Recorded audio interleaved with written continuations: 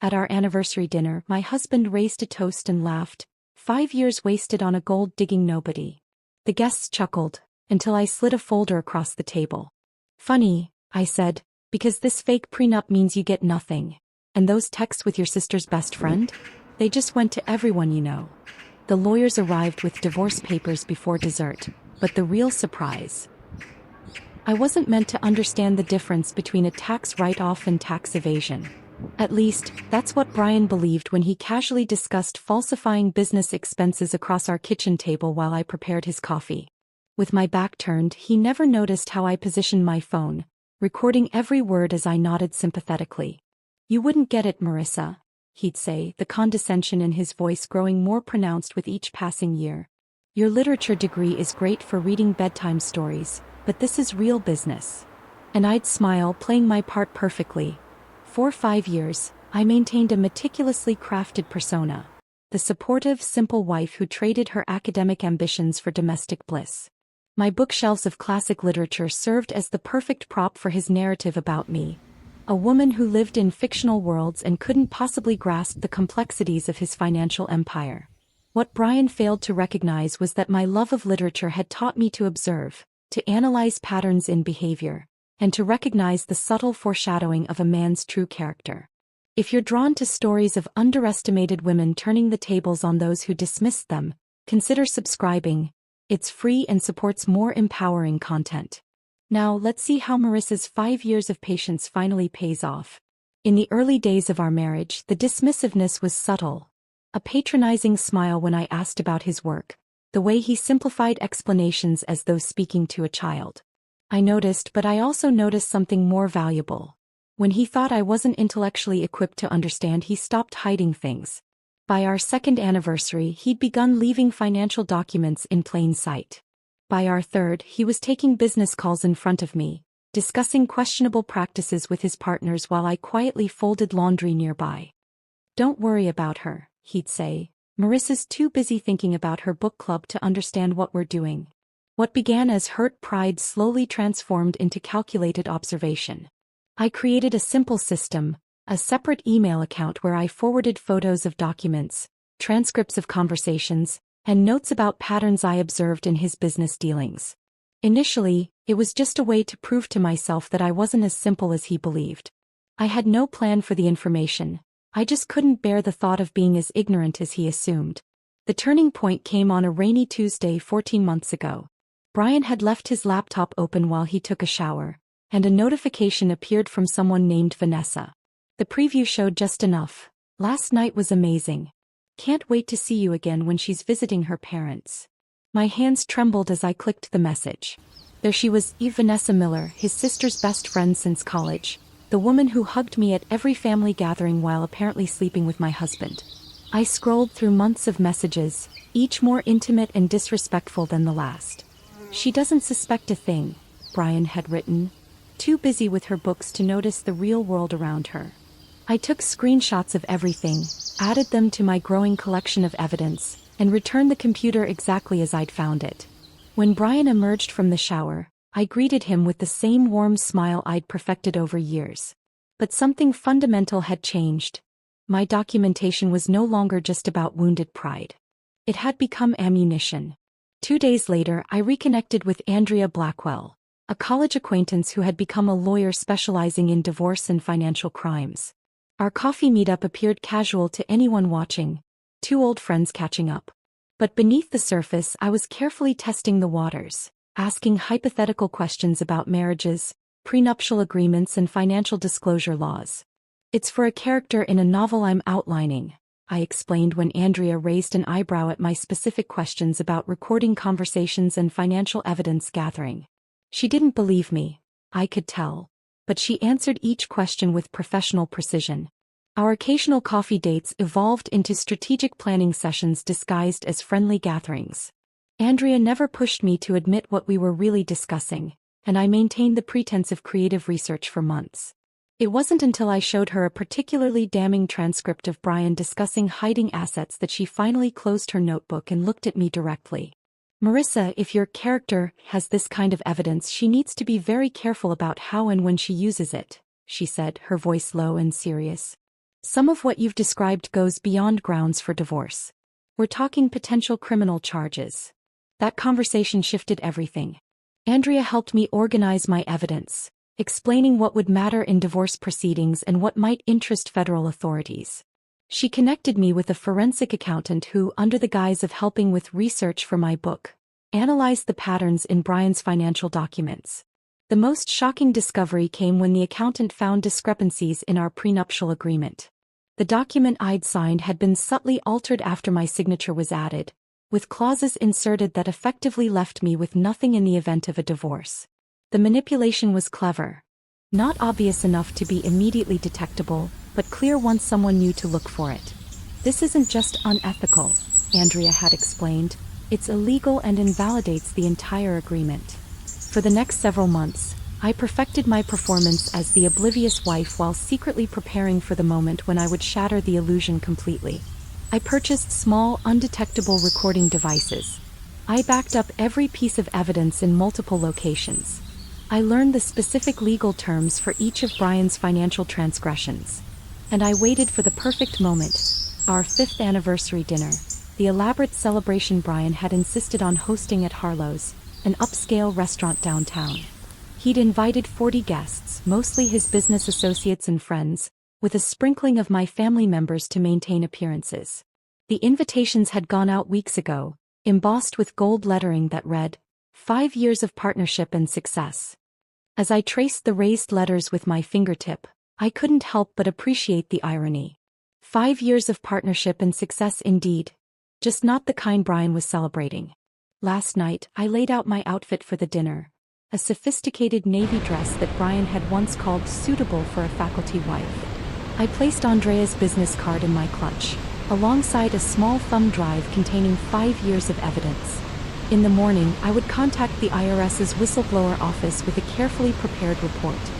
The ticking clock on our bedroom wall counted down the hours until our anniversary dinner.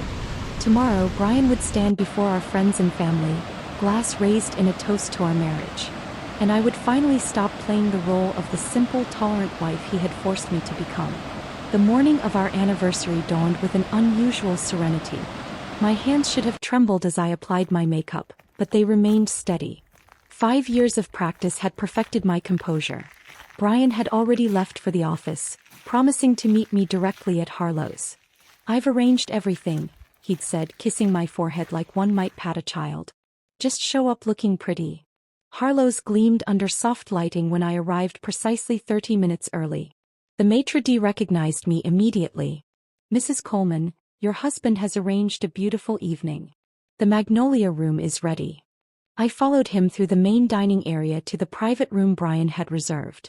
Crystal chandeliers cast a warm glow over a horseshoe-shaped table adorned with white roses and silver accents. Place cards with calligraphy names marked each setting, with Brian and me positioned at the center curve. I made a slow circuit of the table, memorizing the seating arrangement.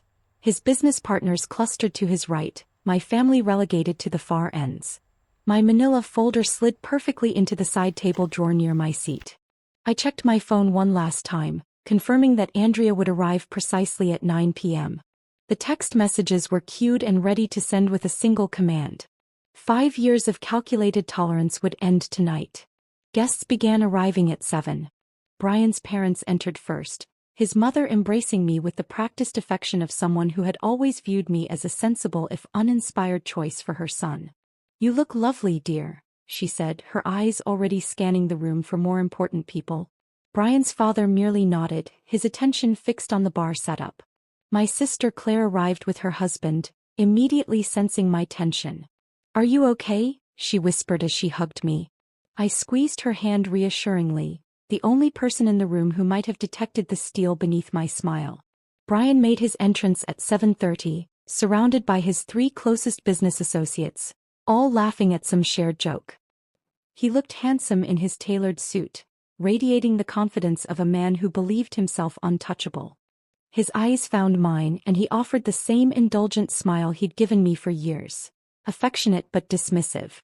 "There's my beautiful wife," he announced, crossing the room to kiss my cheek. "Always punctual, always perfect." His hand lingered possessively at my waist as he whispered, I've arranged for the Thompson account to be finalized tonight. Jeffrey's here and will sign after dinner. I nodded appreciatively, knowing that the Thompson account was one of his more creative tax evasion vehicles. Another piece of evidence already documented and reported. Dinner progressed with practiced elegance. Conversations flowed around me while I maintained my role, smiling at appropriate moments, asking the right questions about children and vacations. Brian grew increasingly animated with each glass of wine, his hand occasionally patting my thigh beneath the table while he largely ignored me above it. Between the main course and dessert, Brian's business partner Daniel clinked his glass. I think it's time for a toast to the happy couple. Brian stood, champagne flute in hand, the room quieting as everyone turned toward him. His smile carried that familiar edge, the one that appeared when he felt particularly clever. 5 years ago I made what my friends called the safest bet of my career. He began, generating appreciative chuckles. Marriage to the quiet literature professor who was more interested in fictional worlds than the real one around her. I maintained my smile as murmurs of discomfort rippled through some guests. My colleagues warned me that marrying someone so academically focused might be challenging for a man in my position. He gestured expansively. But I saw what they didn't. A woman who would never question my business decisions, who would be content with the lifestyle I provided while staying safely in her lane. The room had grown awkwardly silent. Even his closest friends looked uncomfortable. So here's to 5 years wasted on a gold-digging nobody, he concluded with a laugh that failed to disguise the cruelty beneath the words. Who knew that my simple wife would be my greatest asset? The polite chuckles that followed held more discomfort than humor. My sister's face had flushed with anger, and even Brian's mother looked embarrassed by his display. As he sat down looking pleased with himself, I quietly opened the side table drawer and withdrew my folder. The moment had arrived. I'd like to respond to that lovely toast, I said, my voice carrying clearly through the stunned silence. Brian's smirk remained fixed as I stood, folder in hand. It's true that I've been quiet these 5 years, I continued, sliding the folder across the table toward him. But not for the reasons you think. Brian's expression shifted slightly as he glanced at the folder without opening it. What's this, honey? Anniversary gift? Perhaps save it for later. Oh, but it can't wait, I replied. It's funny you should mention assets because this fake prenup, the one you altered after I signed it, means you actually get nothing. His face drained of color as he flipped open the folder, revealing side-by-side comparisons of the original prenuptial agreement and his fraudulent version, with forensic documentation of the alterations. And speaking of assets, I continued, removing my phone from my clutch, those texts with your sister's best friend Vanessa? They just went to everyone in this room. As if choreographed, phones began chiming throughout the room. Guests reached for them reflexively, confusion turning to shock as they viewed the explicit messages and photos I'd discovered. What have you done? Brian hissed, half rising from his seat. Exactly what you never expected me to do, I answered calmly. I paid attention. The atmosphere in the room transformed instantly. Brian's mother was staring at her phone in horror while his father looked away in disgust. My sister had moved to stand behind me, her hand resting supportively on my shoulder. You've misunderstood, Brian began, looking desperately around the table.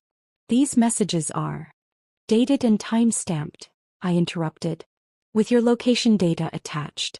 Interesting how often you were working late at Vanessa's apartment. His business partner Daniel had already moved several seats away, studying the prenup documentation with growing concern. Brian, is this true? Did you falsify legal documents? Before Brian could answer, the restaurant's front door opened, and Andrea appeared in the entrance to our private room, legal briefcase in hand and 2 colleagues trailing behind her. Ah, perfect timing, I said. The lawyers are here with the divorce papers. I believe we're just in time for dessert. Andrea's heels clicked confidently across the hardwood floor as she approached our table.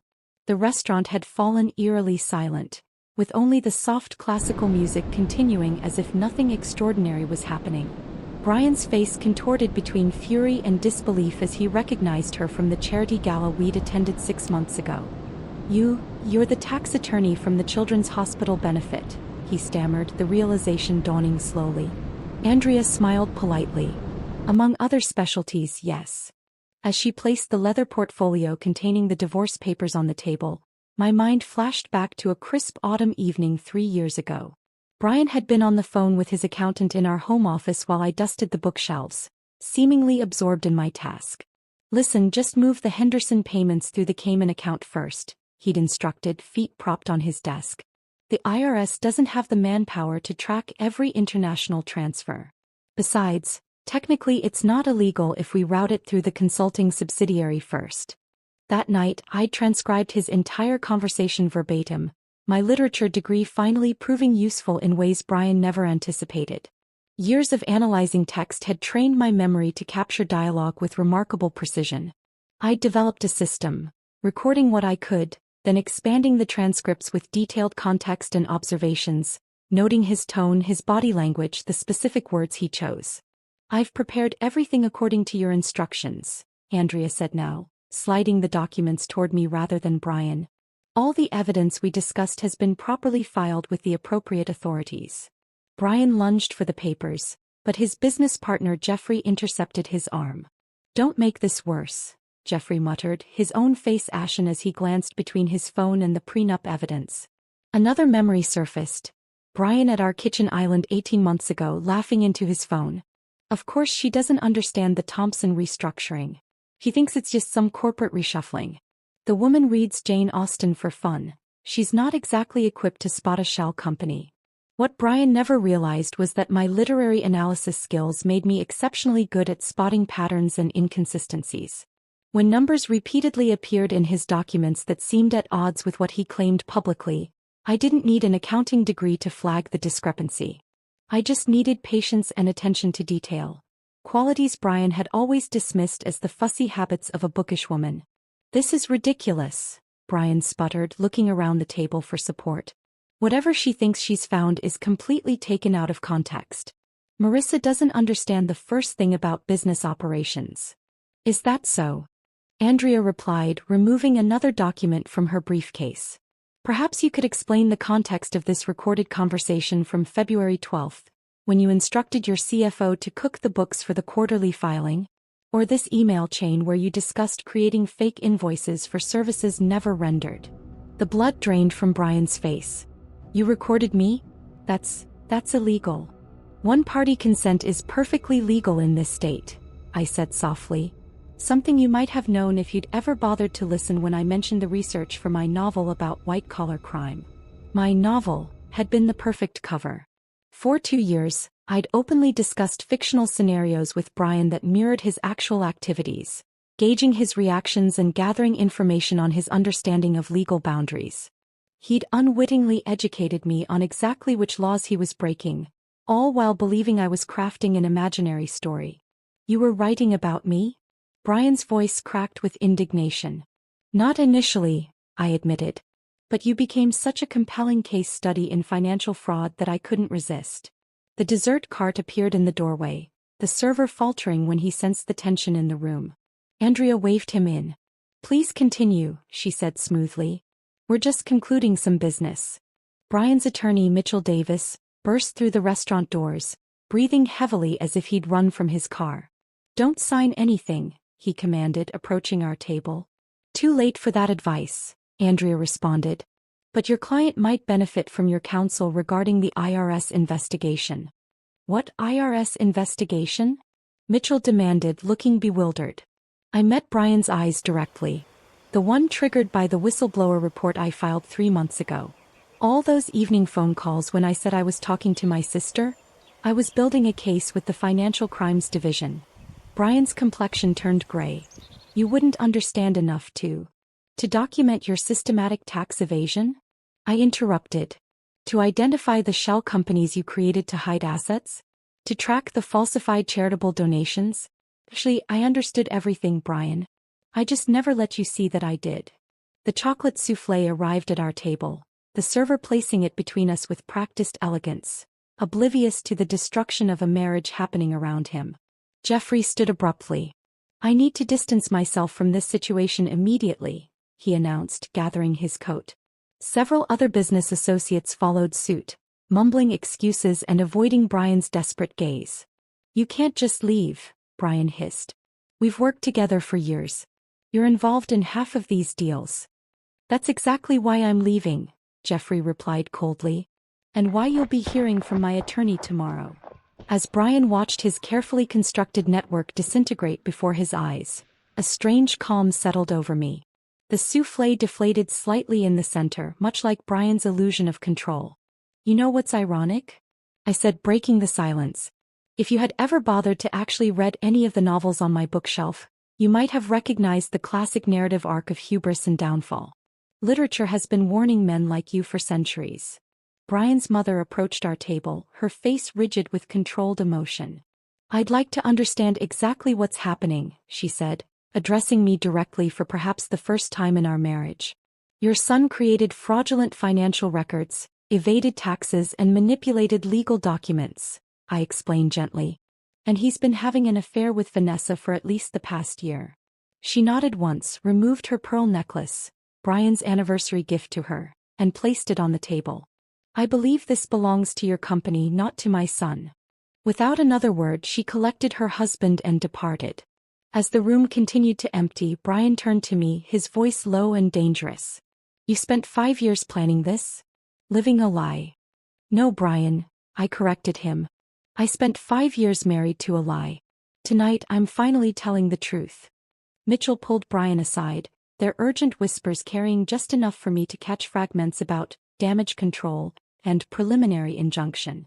The remaining guests hovered uncertainly between tables, their anniversary celebration transformed into something unrecognizable. My sister Claire approached, sliding into the chair beside me. I always knew he was a jerk, she said quietly, but this is beyond anything I imagined. For the first time that evening, genuine emotion cracked through my carefully maintained composure. My hand trembled slightly as I reached for my water glass. I've been living with this knowledge for so long that I almost forgot how shocking it really is.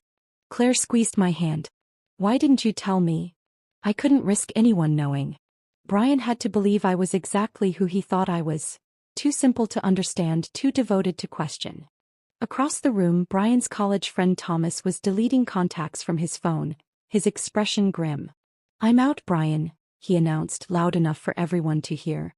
The Davidson contract was bad enough, but this, he gestured toward the evidence folder, this could implicate all of us. You're overreacting, Brian snapped, desperation edging into his voice. Marissa doesn't understand what she found. It's all perfectly explainable. To whom? Thomas countered. The IRS? The SEC? I have a family, man. I'm not going down for this. As Brian watched another pillar of his carefully constructed world crumble, something shifted in his expression. The shock and disbelief hardened into something darker. He straightened his tie and approached our table with renewed purpose. We need to talk, he said, his voice low and controlled. Privately. I don't think that's necessary, Andrea interjected smoothly. Anything you have to say can be directed through legal channels from this point forward. This doesn't concern you, Brian hissed, then turned to me. Marissa, think about what you're doing. 5 years together means nothing to you? You're willing to destroy everything over some misunderstanding. For a moment, the familiar pattern nearly reasserted itself. His commanding tone, my anticipated acquiescence. The muscle memory of submission twitched within me. Then I remembered his toast. 5 years wasted on a gold-digging nobody. There's no misunderstanding, I replied, my voice steady. And there's nothing to discuss. Brian leaned closer, lowering his voice. You think this little performance makes you powerful? I built everything we have. When this is over, you'll have nothing and no one. Something unexpected happened then, I laughed. Not the polite, accommodating laugh I'd perfected as Brian's wife, but a genuine sound of liberation. I already had nothing, Brian. You made sure of that. The difference is now I know my own worth. My straightened posture and direct gaze seemed to unnerve him more than any words could have. He'd never seen this version of me, the woman who wasn't performing deference. You'll regret this, he threatened, but the effect was diminished by the tremor in his voice. I only regret not doing it sooner. As Brian retreated to confer again with his increasingly agitated attorney, my former friend Emma approached hesitantly. She'd distanced herself from me over the years, gravitating toward Brian's more successful circle. Marissa, I had no idea, she began, her expression conflicted. The way he talked about you at dinner parties, I just assumed that I was exactly what he described. I finished for her. That was the point, Emma. I should have seen through it. I should have checked on you. Her remorse seemed genuine, but I wasn't ready to absolve her so easily. Yes, you should have, I agreed quietly. 5 years is a long time to believe the worst about someone you once called a friend. Emma flinched at my honesty. In the past, I would have rushed to ease her discomfort, to smooth over the awkwardness. But that woman, the one who prioritized everyone's feelings above her own, had served her purpose. I didn't need her anymore. Across the room, Brian's remaining business associates huddled around their phones, frantically checking accounts and messages. The elegant anniversary dinner had devolved into a crisis management session, with former allies now potential liabilities to each other. My brother-in-law Mark, who had always been quiet around Brian, surprised me by bringing a fresh glass of wine to our table. Thought you might need this, he said, setting it before me. For what it's worth, I always knew you were the smartest person in any room Brian entered. Yet you never said anything, I observed without rancor. Mark nodded, accepting the gentle rebuke. I convinced myself it wasn't my place. I was wrong. As conversations continued around us in hushed, urgent tones, Brian's phone rang. The ringtone, a specific chime he used only for his executive assistant, cut through the murmurs. He checked the screen, his face draining of color as he answered. What do you mean they're there now? His voice had lost its commanding edge, replaced by barely controlled panic. Don't let them access anything. Nothing. I'm on my way. He ended the call, looking around the room with fresh desperation. I need to go to the office. There's an emergency. What kind of emergency? His lawyer asked sharply. Federal agents are at the building with some kind of warrant, Brian admitted, his voice barely audible. The revelation rippled through the remaining guests. 2 more business associates immediately made for the exit, avoiding eye contact with Brian as they fled what was quickly becoming a sinking ship. For the first time since I'd known him, Brian looked truly lost. His carefully curated image, successful businessman, community leader, devoted husband, was dissolving in real time, revealing the hollow center beneath. Did you do this? He demanded, turning to me with naked fury. Did you call them? Andrea shifted slightly, positioning herself between us.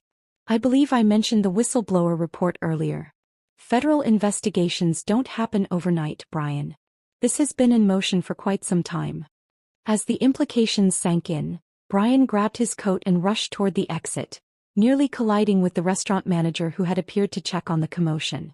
Sir, there are some men outside asking for you, the manager announced nervously. They said it's urgent.